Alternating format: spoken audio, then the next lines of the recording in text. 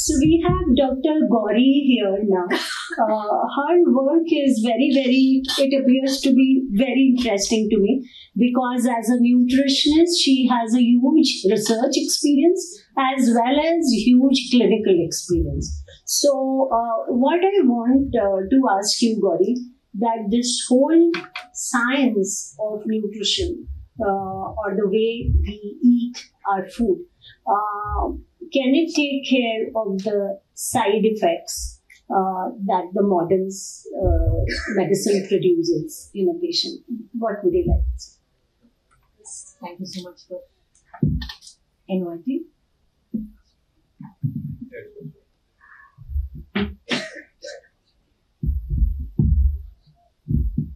And yes, absolutely. Nutrition plays a major role in decreasing the kind of side effects which the cancer treatments create. Not only just decrease the side effects, but also probably makes the drug more effective, thus decrease the need for the quantum of the need for the drug also. Now let me just address a very major things because for the want of time. And first thing which I would say is most people come with many gastrointestinal gut problems as the side effects of cancer therapy. Like it could be ulcers in the mouth or diarrhea or constipation, or I have lost smell, taste, cannot swallow, bloating, a lot of these things. What do? The food should be very simple, easily digestible and bland. What suits the bill perfectly there is fruits. Eat fruits which are very simple, easily digestible, have all the nutrients required for the repair and healing, and they're sweet, full of innate water, which are rich in minerals. So that perfectly suits the bill. But what we need to understand is, don't eat one piece of fruit or one fruit and say, okay, I have to cure something from within. No, it has to be huge amounts of fruits. The key here is colors and variety. The more the colors, the more the varieties, it has certain antioxidants, phytochemicals, which can actually fight and heal and repair. So that is what can be done for all the symptoms I mentioned. The second or another important thing what cancer drugs or treatments do is suppress the immune system. So other than the time where you have these above mentioned symptoms, it is very important to have a very well balanced, healthy meal. What defines a healthy or balanced meal is, we should have in our meal whole grains, not the refined grains. Make anything you want according to your culture, your practices, your recipes, but they should be whole grain and the products to give us carbohydrates which can give sustained energy through the day. Second, include some amount of dals or grams to give the amount of proteins necessary. I need to stress here, people think eating more proteins is going to help me more. No, it's exactly opposite. It is very, very essential to eat less of dals and grams.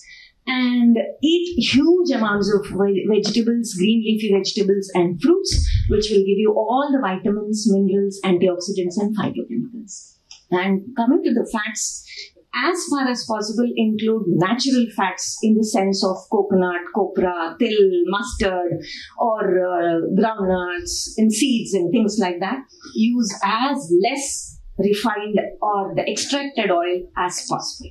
If you can make your meals like this on a daily basis, when you don't have those symptoms, I think you can keep your immune system charged to fight whatever infections it is the treatment is going to make you susceptible for. The next thing I would like to touch upon is the bone loss the treatments are going to induce, leading to osteoporosis.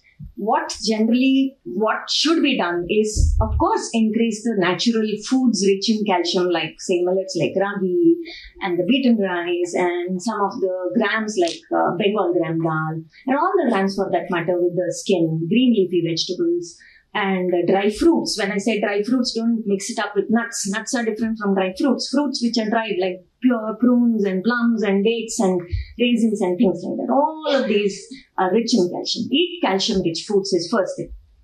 If you just eat calcium-rich foods, it's not enough. It has to be absorbed into the bloodstream. For that, we need vitamin D, which can be got from the exposure to the sunlight. So, daily exposure to the sunlight. And increase vitamin C rich foods, that is lemon, citrus, any orange, sweet lime, any of those. Now, calcium is absorbed properly. But that is also not enough. It has to be deposited into the bones, for which we need resistance exercise. It could be as simple as walking also. So all of these is going to help us retain the bones healthy and strong. And the last thing which I want to deal with at this point of time is fatigue.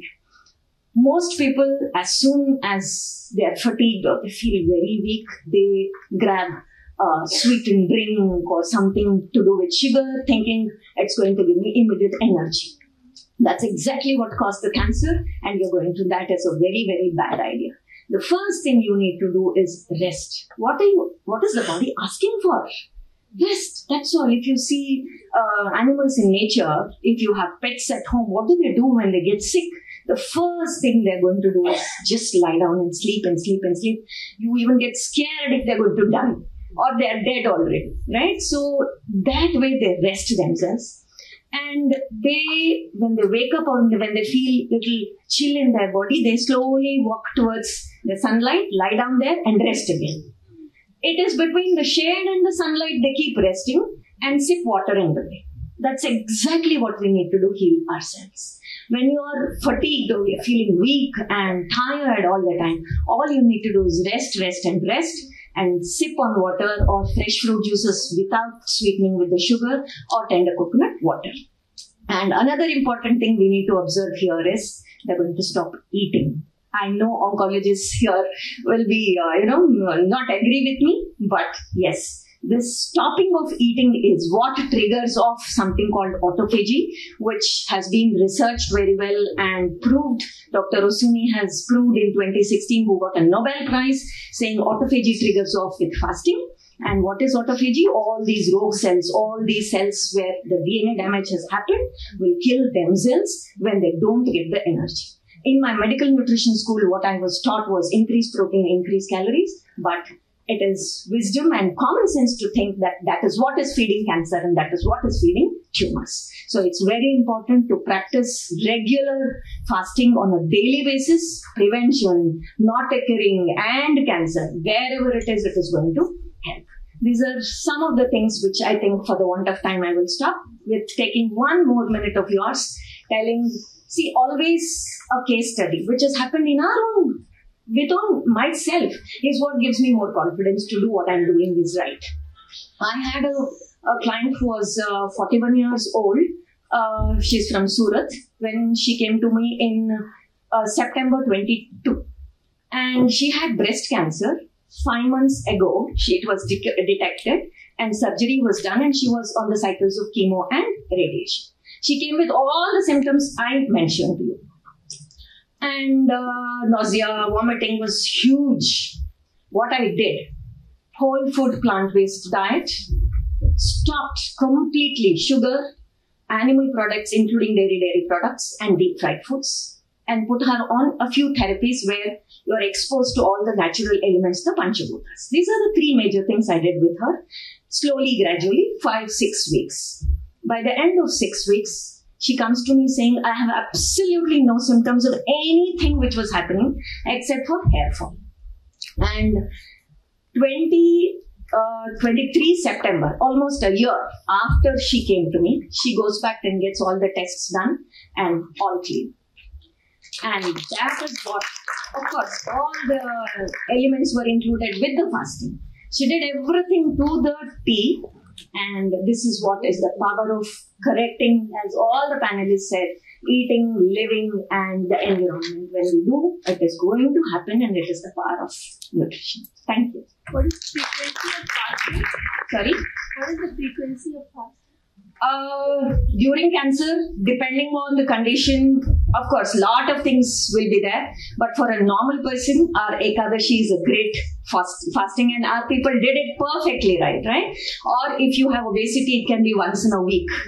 If you have cancer, you really have a naturopath or a nutritionist who believes in this holistic healing, who knows what she's going through, what she'll be capable of taking.